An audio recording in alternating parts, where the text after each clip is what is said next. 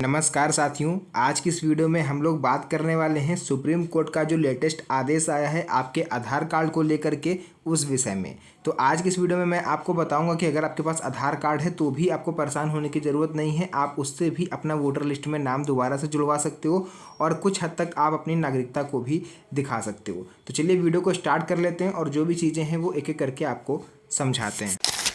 यहाँ पर आप लोग को लेकर के आ चुके हैं सीधे अपने मोबाइल फ़ोन की स्क्रीन पर और यहाँ पर आप लोग पढ़ सकते हो, लिखा है सुप्रीम कोर्ट का आदेश और मतदाता सूची पुनर्निरीक्षण। देखिए, सुप्रीम कोर्ट ने चुनाव आयोग को बिहार में चल रही मतदाता सूची की विशेष गहन पुनर्निरीक्षण यानी कि SIR स्पेशल इंटेंसिव रिवीजन प्रक्रिया पर सख्त निर्देश दिए हैं कि अब मतदाता सूची में नाम जोड़ने, सुधार करने या आपत्तियां दर्ज कराने के लिए आधार कार्ड को एकमात्र मान्य दस्तावेज के रूप में स्वीकार किया जाए। साथियों, अब बिहार का एग्जाम्पल देखिए मैं आपको बता रहा हूं क्योंकि बिहार में रिसेंटली चुनाव आने वाले हैं विधानसभा के।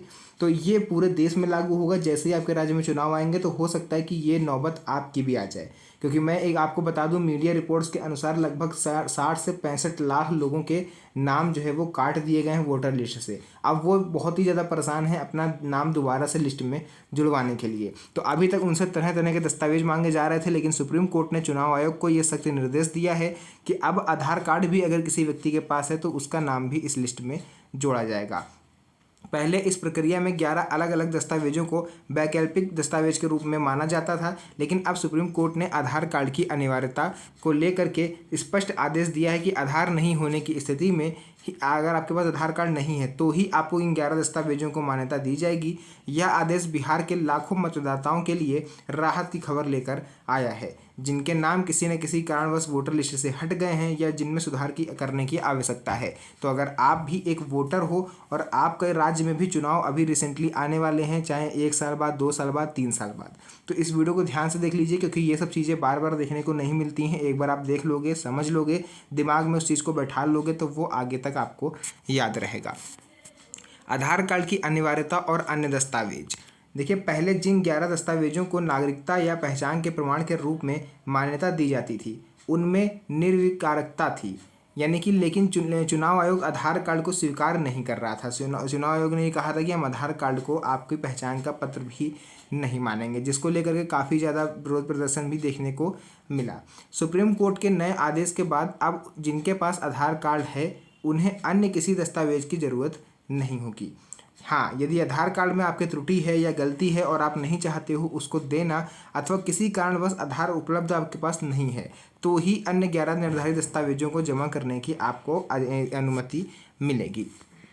इसके अलावा यह फैसला उन लोगों के लिए बड़ी राहत लेकर आया है जो केवल आधार कार्ड अपने साथ रखते हैं और अन्य दस्तावेजों की अनुपलब्धता के कारण असमंजस में थे। तो साथियों, अगर आपके पास आधार कार्ड भी नहीं है तो आगे उन 11 दस्तावेजों के नाम भी मैं आपको बताऊंगा जिन्हें आप आधार कार्ड के वैकल्पिक के रूप में यूज़ कर सकते हो।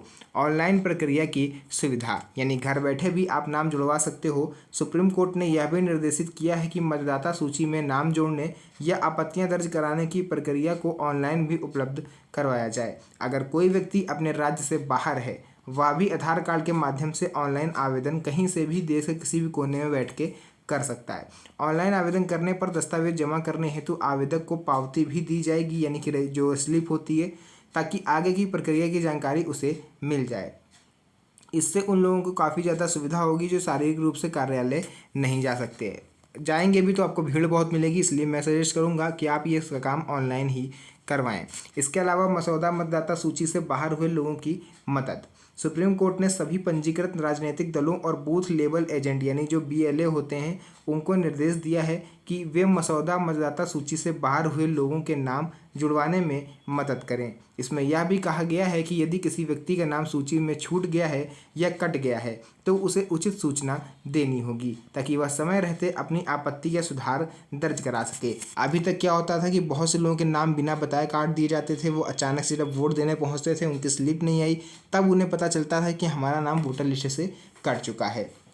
तो ऐसे में सुप्रीम कोर्ट ने ये भी निर्देश दिए हैं चुनाव आयोग को कि जिस भी व्यक्ति का आप नाम काटेंगे उसको एक वैलिड रीज़न आपको देना पड़ेगा कि किस कारण उसका नाम काटा जा रहा है, क्या गलती है, कैसे सुधारा जा सकता है, ये सब आपको बताना होगा।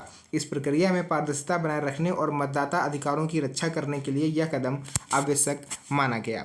इसके अलावा पहचान और निवास प्रमाण के रूप में आधार की वैधानिकता। सुप्रीम कोर्ट के न्यायमूर्ति ने स्पष्ट कहा है कि आधार कार्ड पहचान और निवास का एक वैधानिक रूप से मान्यता प्राप्त साधन है और इसे दस्तावेज के रूप में प्रस्तुत किया जा सकता है।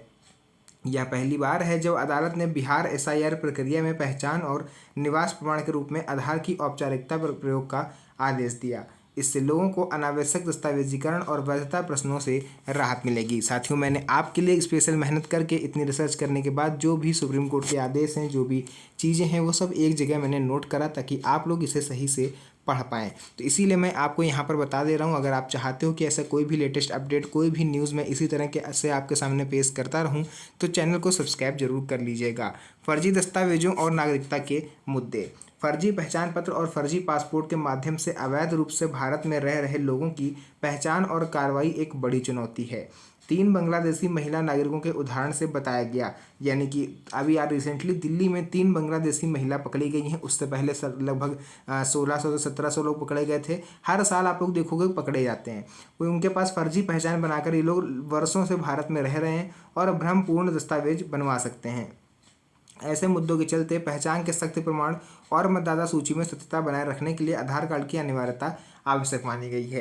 अब देखिए, ये लोग जो पकड़े गए हैं, अगर इनसे नागरिकता का प्रूफ मांग लिया जाएगा तो इनको जन्म प्रमाण पत्र जरूर देना पड़ेगा। अगर जन्म प्रमाण पत्र नहीं है तो मैंने आपको बताया था और भी कई सारे दस्तावेज होते हैं, जैसे जाति प्रमाण पत्र अगर SC/ST में आते हैं, या फिर आपका जो रजिस्ट्री, आप जिस मकान में रह रहे हो उसकी रजिस्ट्री, मतलब कोई ऐसा प्रूफ आपको देना पड़ेगा जो ये प्रूफ कर दे कि आप 30 से 40 सालों से भारत में रह रहे हैं।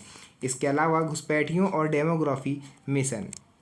घुसपैठियों की बढ़ती संख्या देश और खासकर बिहार की डेमोग्राफी के लिए खतरा है। अभी रिसेंटली आज की ही न्यूज़ आप लोगों ने पढ़ी होगी कि अभी बिहार में लगभग 3 आतंकवादी नेपाल के रास्ते घुस आए हैं। उनका स्केच भी बिहार पुलिस की तरफ से जारी करा गया है। तो ये घुसपैठ जो है ये होती रहती है।